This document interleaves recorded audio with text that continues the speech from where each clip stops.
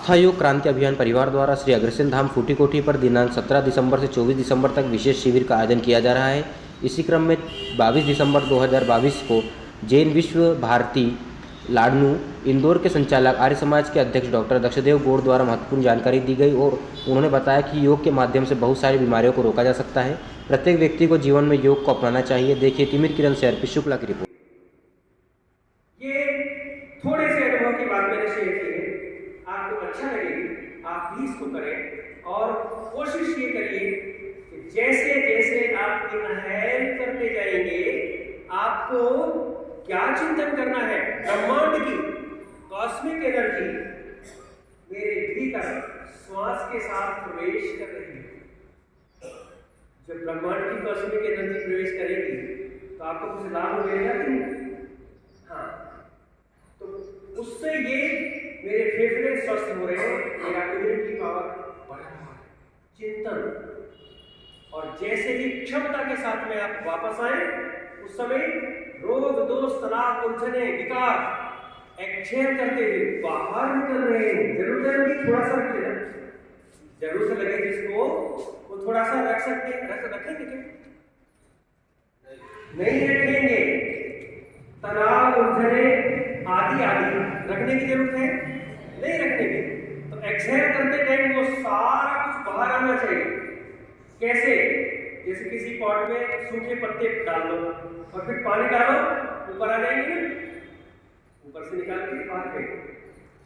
अंदर जो है अनवांटेड वह सब बाहर निकल जाना चाहिए। उसकी श्योरिटी कौन देगा? आप मन से ही चिंतन करेंगे। जब नेगेटिव कर सकते हैं उसमें भी एनर्जी कर सकते हैं, तो पॉजिटिव क्यों नहीं कर सकते? उसमें भी एनर्जी।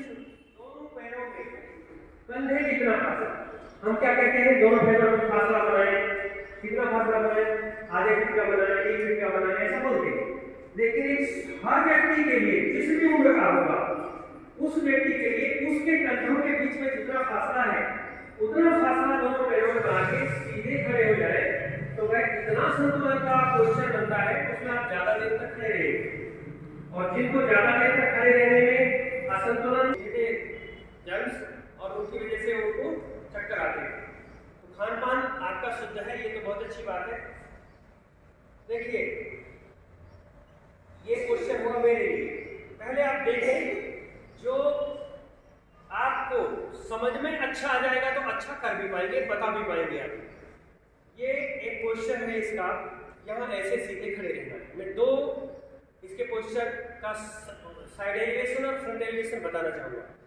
ऐसे इनहेल, ये मेरे लिए,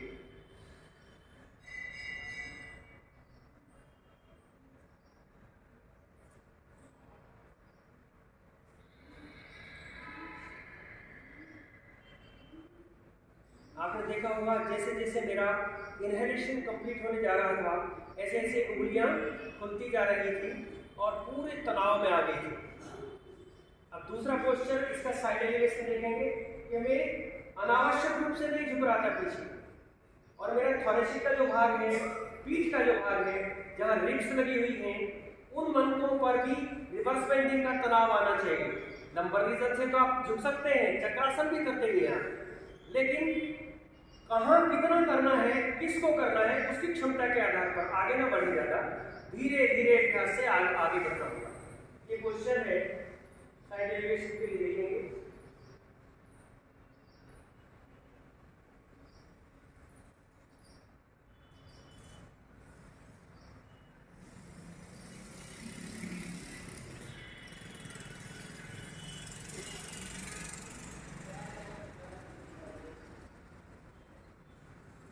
इसको थोड़ा सा समझना इसलिए भी जरूरी है कि जिनको इम्यूनिटी पावर कम है उनको इस आसन में या कोई भी रिवर्स बेंडिंग के ऐसे आसन में जिसमें संतुलन भी हो, मैं इसमें सर्पासन या भुजंगासन की बात नहीं करूँगा।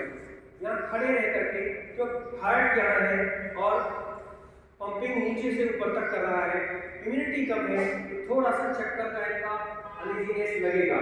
उस समय आप तुरंत वापस आने का सुंदर शरीर के कण में सुंदरता का संचार हो रहा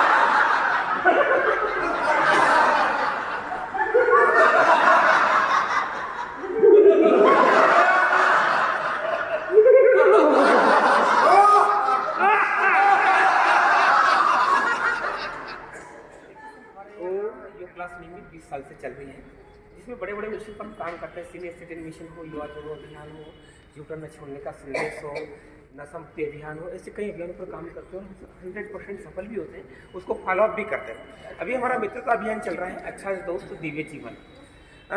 जैसे मेरी एग्जाम्पल अगर दूँ तो मैंने योग एवं जीवन विज्ञान में पीजी किया है, तो मेरा वो अच्छा दोस्त मेरा दिव्य जीवन बन गया। ऐसे कई हमारा व्यवहार है, हमारे पेड़ पौधे से दोस्ती, वो सब हमारा अच्छा दिव्य जीवन है। तो आप क्या संदेश देना चाहते हैं कि अच्छा दोस्त दिव्य जीवन क्या है? देखिए,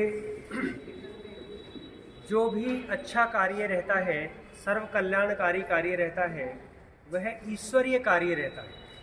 और ईश्वरीय कार्य में कैसी भी विघ्न बाधा आ जाए, ईश्वर उनको ऐसी शक्ति देता है कि उस कार्य को संपन्न करने में प्रत्यक्ष और अप्रत्यक्ष रूप से ऐसा संबल प्रदान करता है कि वह कार्य जो सर्व कल्याणक है वह सिद्ध हो जाए। तो उसमें जो युवा वर्ग है और जो दोस्त हैं, दोस्त भी वही हैं केवल और केवल जो आपकी मानसिकता को समझते हुए आपके साथ मैत्री करते हैं। विचारधारा की समता जहाँ होती है वह मित्र होता है, और वह भी एक अच्छे कार्य में लगता है तो निश्चित रूप से वह ईश्वरीय कार्य सबके लिए कल्याणकारी सिद्ध होता है। शिव का मतलब होता है कल्याणकारी। तो जो शिव हैं, जो योग के भी द्योतक हैं, उनके लिए हम यह कार्य जो कर रहे हैं, आप यह कार्य जो कर रहे हैं, ये सबके कल्याण का कार्य है, सबके शिव के रूप में कार्य है। और उसको अंगीकार करते हुए जो आपके साथ लगेगा वही उसका मित्र होगा, और मित्र वही है जो अंधेरे से प्रकाश की ओर ले जाने के लिए राय देता हो, जो गड्ढे में गिरने से बचाने के लिए प्रयास करता हो। केवल झूठी वाहवाह करके रात की चापलूसी करने वाला मित्र नहीं कहलाता। इसलिए हमेशा वह मित्र जो आपकी विचारधारा को आगे बढ़ाने वाला होगा, वह मित्र ही कल्याणकारी रहता है, वही शिव के मार्ग पर चलने वाला रहता है। और हम सब तो योग के विद्यार्थी हैं, जिज्ञासु हैं। हम सब भी उसी रूप में हैं। जैसे मैंने कहा कि हम परिवार में आए हैं, हमारा एक परिवार है, और जो भी कार्य मित्र के रूप में किया जाता है, जब हमें देता है तो हमें उसका धन्यवाद भी करना चाहिए।